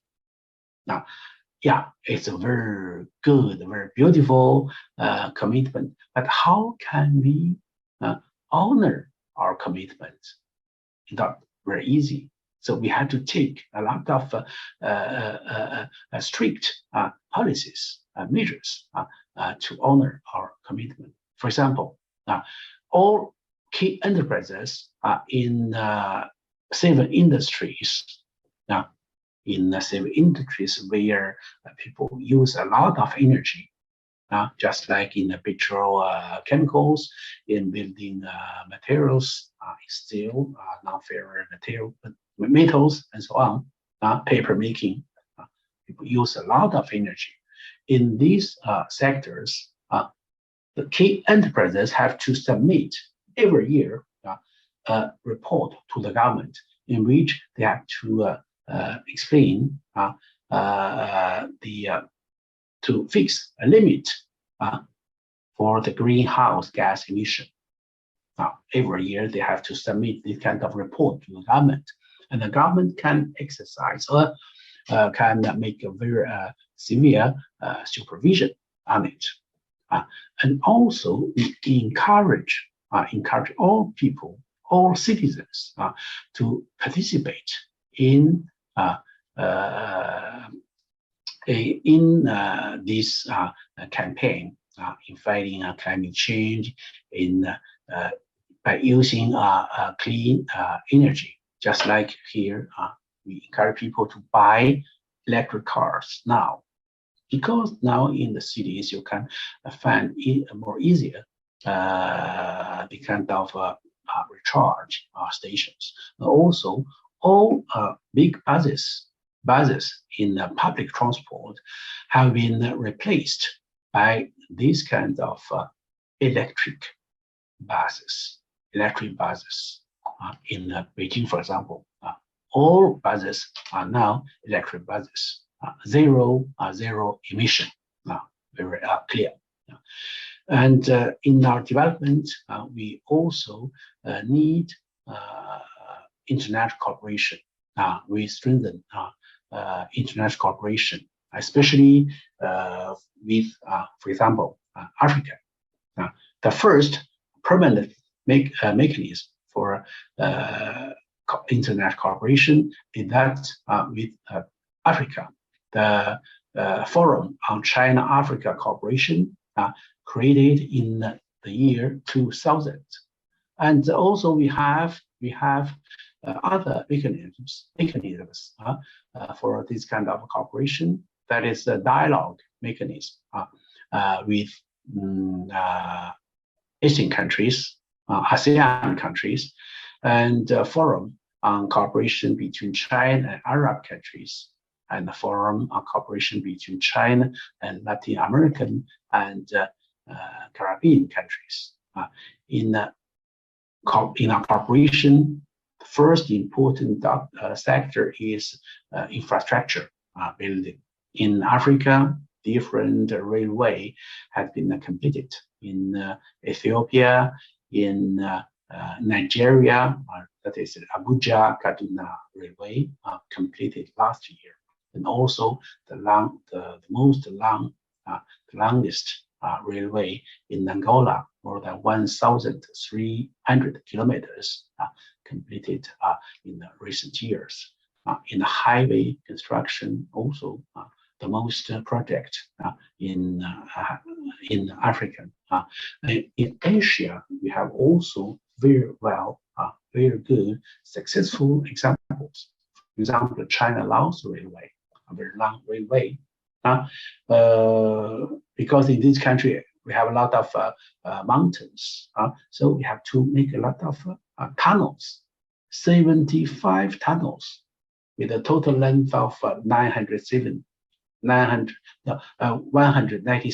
kilometers long, just for tunnels, and it cost more than $5 billion. So last year, in the end of the year 2021, this new railway had put into operation, and also we are underway to construct other projects in railway, just like Jakarta-Bandung high-speed railway, and also China-Thailand railway started in 2017. Now we are approaching to the end of this project, and not only in infrastructure, in transportation, also other project in infrastructure. Just like here, the big dam, and build the big dam, China-Philippines cooperation to produce electricity. That is also clean energy, hydro energy. In agriculture, this is another important sector of our cooperation. In Asia, also in Africa, to small cereals, issue the food security. In the industry, we create different industrial zones in different countries. In Pakistan, that is here in Cambodia, in Sihanouk City, started in 2017. Now, this special economic zone attracted more than 100 business enterprises and created about 20,000 jobs. In Africa, also different industrial zones, Suez economic zones in in Egypt, Eastern Industrial Zone in Ethiopia, that is in Addis Ababa, also Lekki Free Zone in Nigeria. So everywhere we have now created more than 82 industrial cooperation zone in different countries. Education, another sector, important sector of our cooperation with other countries. The government of China gives every year scholarships to young people from different countries. So in China, we have now more than 500,000 young students from different countries. They are studying in the Chinese universities. The public health, that is also important sector of our cooperation. This cooperation has long history, especially in the year 1960s, after their independence. Different countries in Africa invited China to dispatch medical teams in their country. So until now, more than 23,000 Chinese doctors have worked or are continuing to work in Africa in the health sector. Also to develop other projects to provide healthy or clean water to different to peoples in different countries. Cultural exchange. Here you can see, perhaps in your country you have also Confucius Institute, where you can get knowledge about the Chinese history, about Chinese culture, also about Chinese language. If you can learn a little bit Chinese language, it's easier for you to get a scholarship from the Chinese government and come to make studies in China. Cultural exchanges, artistic exchanges, and also for some students who are very interested in the Chinese Kung Fu, in Chinese Taiji, they can also learn that in the Confucius Institute.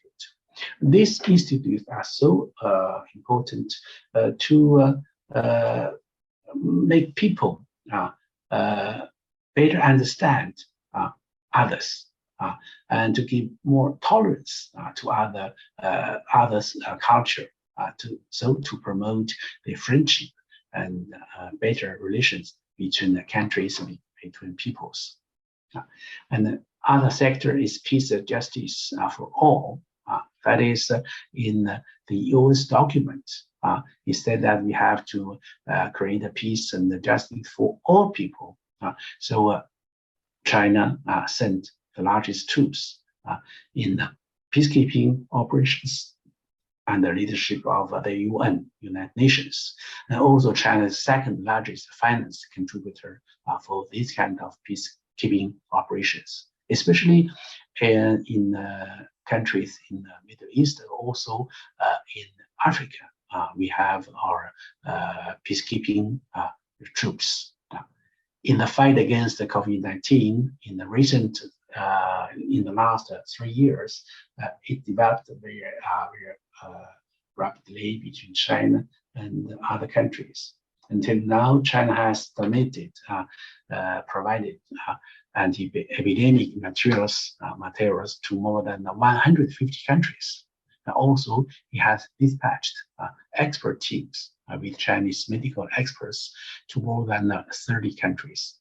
not only to developing countries, but also to countries like Spain and Italy and so on, to fight against the epidemics, because it's a common enemy of mankind. Our doctors, when they arrive in other countries, they organized a lot of training program. More than 400 training program for more than 10,000 of local medical personnel. They can learn from each other. And also, we have organized dozens of these kind of video conferences linking directly China and foreign countries. So our experts can have direct exchanges of experience, but also of information with their colleagues in the foreign countries.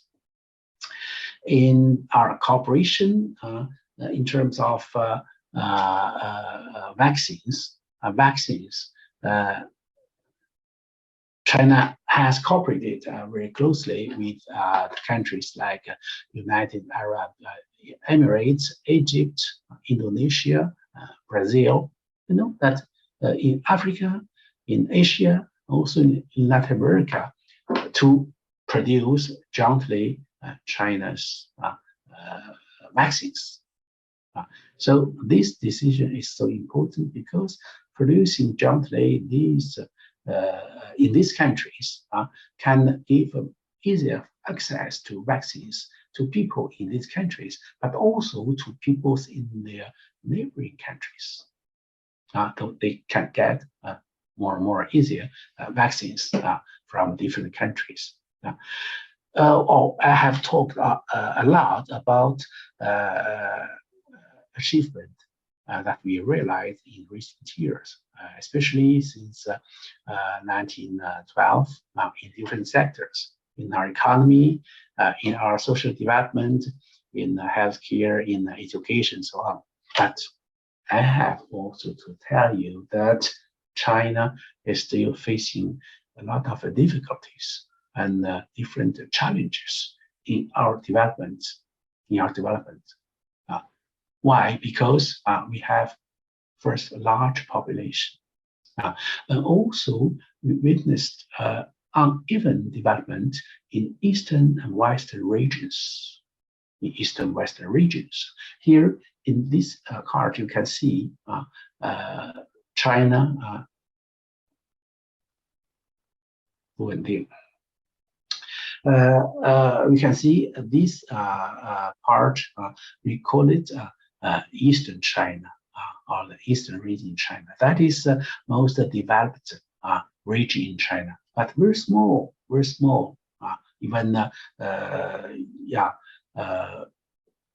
20%, even less than 20% of our territory. And this, the red area, that is for us the central zone.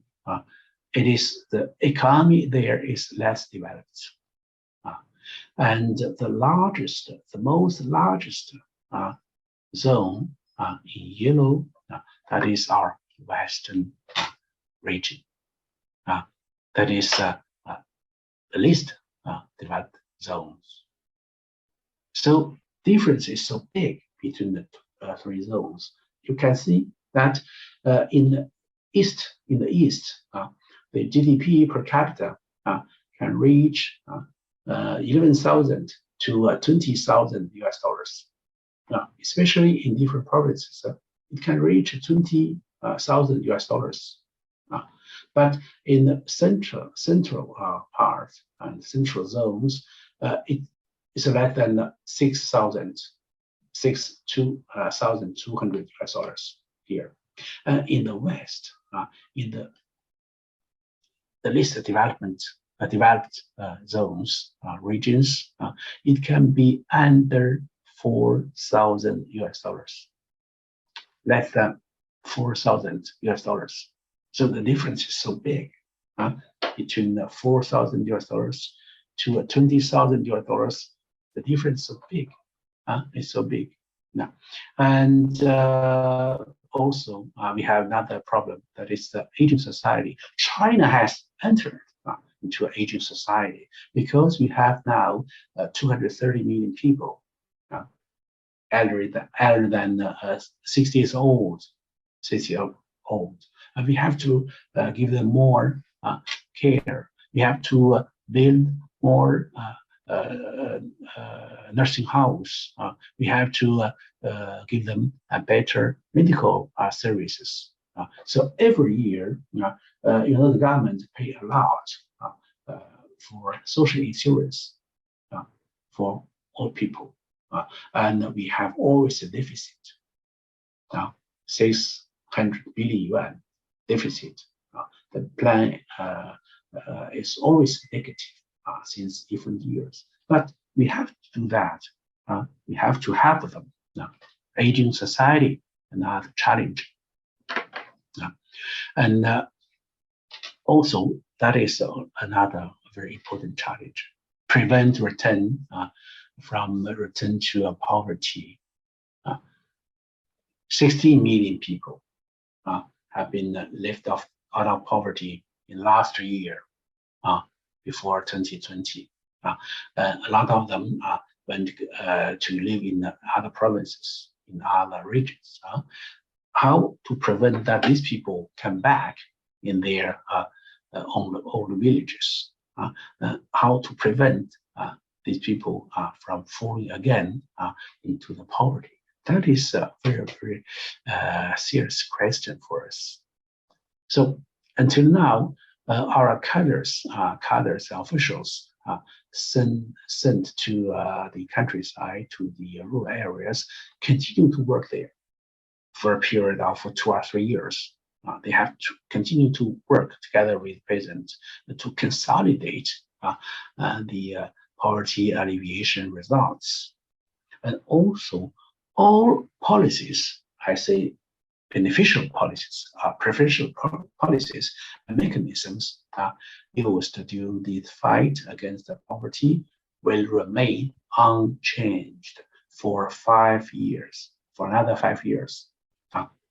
They continue to benefit from these preferential policies.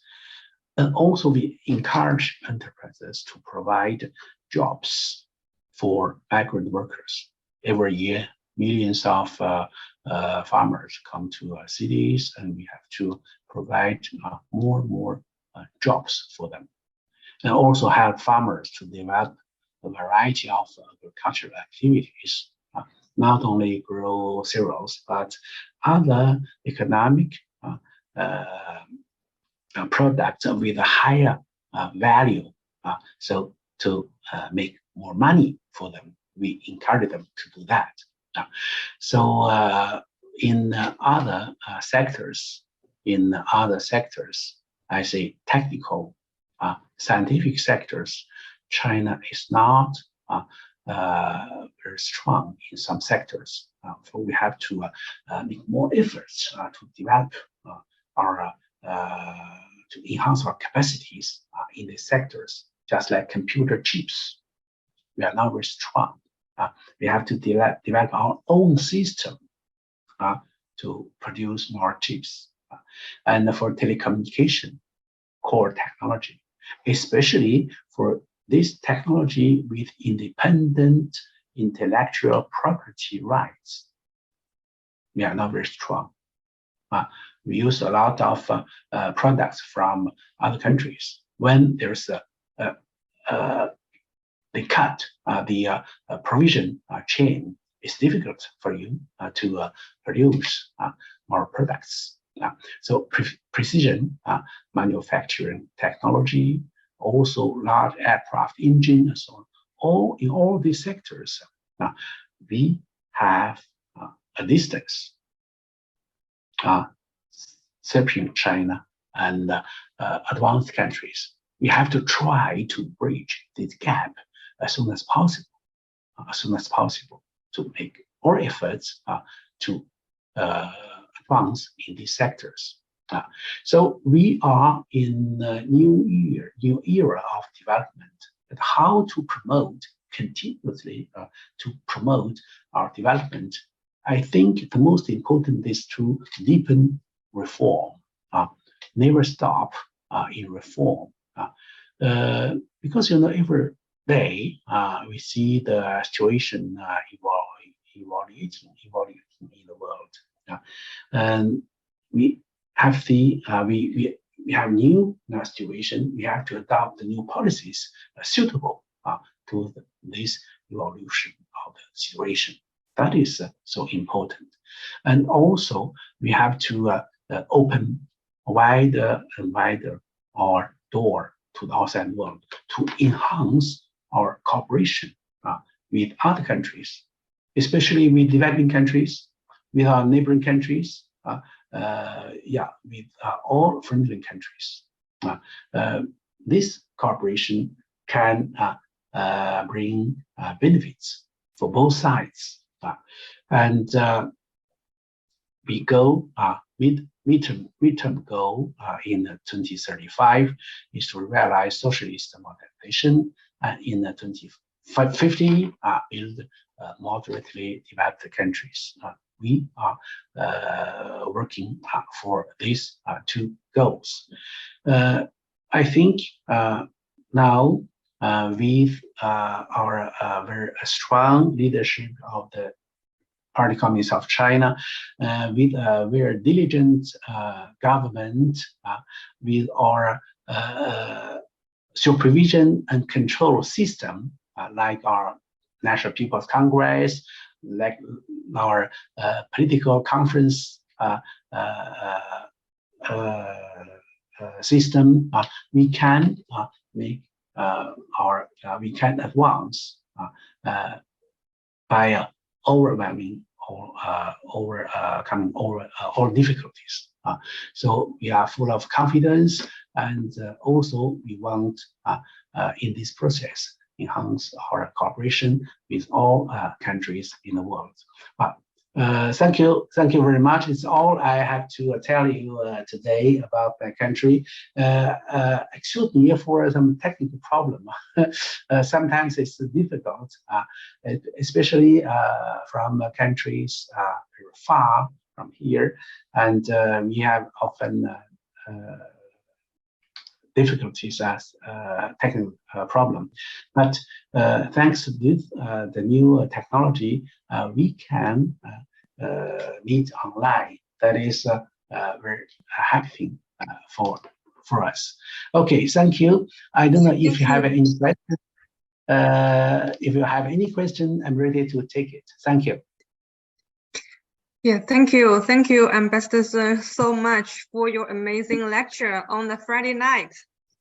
And just so everybody can know, Mr. Sun has been trying all the ways to make sure that we have good connection during his speech. So we really appreciate all the efforts that he has been making to make sure everything goes on smoothly. And of course, thanks also go to all the participants for listening to our lecture on a Friday night. And yeah, we have a great opportunity to raise questions to Ambassador Sun. This is a rare opportunity, so I do encourage you to put forward any comments, suggestions, questions to Mr. Sun. And of course, this is not the end of the communication. If you have any question, you can send it to us, through various means, email or in the chat group, and we will make sure that all these questions will be forwarded to Ms. Sun and you get an answer. Yeah. But anyway, we're very thankful for everyone for a great Friday night. Thank you for your appreciation, Mr. Ratnayake from Sri Lanka. Thank you. So if you appreciate it, I'm so happy. I'm so happy to do that. I think this kind of exchanges is so necessary. It's useful also. It's useful because of this pandemic. You cannot come to China now, but the pandemic will be over soon or later, I'm sure. So I do hope that you'll get opportunity to come to China. Before 2019, I often meet with our foreign friends in Beijing this kind of seminars. We have face-to-face exchanges. Very changes happen so I'm sure you'll get these kind of opportunities to come to China. I do hope that these days will come very soon. Thank you. Yeah. Thank you, Ms. Sun, so much. And I think we will call it the end of the day.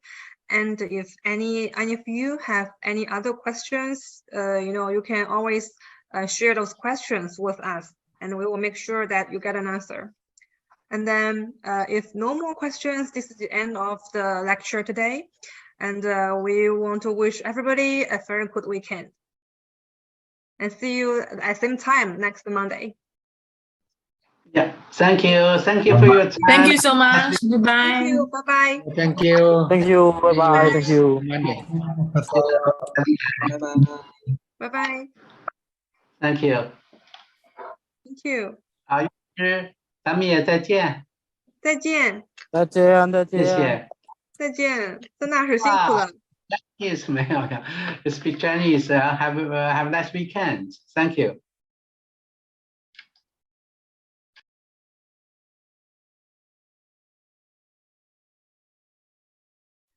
拜拜，再见。